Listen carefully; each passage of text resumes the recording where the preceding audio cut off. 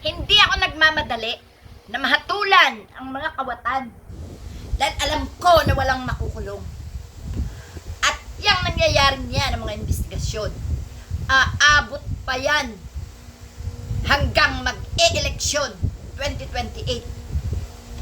At lalabas na naman dyan ang mga bida-bida.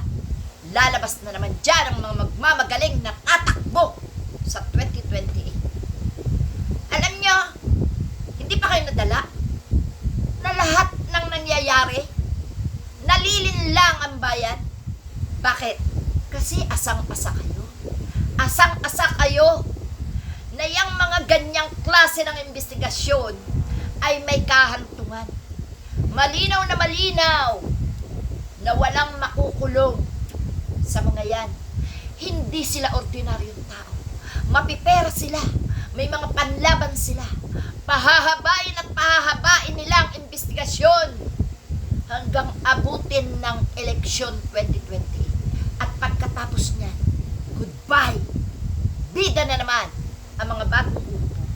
Sapagkat ang ipapangako, hahabulin natin ang mga magnanakaw, bubuhayin natin mga kaso, yan ang isisigaw ng mga susunod na ulo sa 2020. Kaya, no, na hindi ako naniniwala na merong makukulong.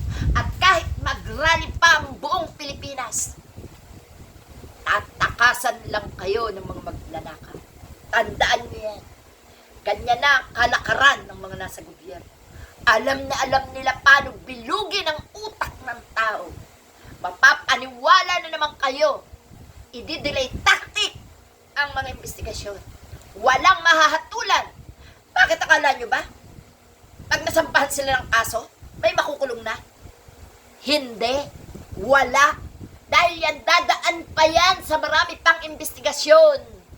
At patatakbuhin nila dyan ang pera. Nakita nyo?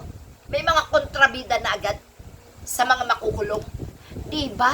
Ang dami-dami nang nagpaplano na magrarally para lang mailigtas ang mga magnanakaw. Ha? Pakatandaan niyo yan. Nililinlang lang tayo. Alam ng mga magnanakaw yan na makakasuhan sila pero hindi makukulong. Tandaan niyo yan. Okay, mga kapatid, salamat.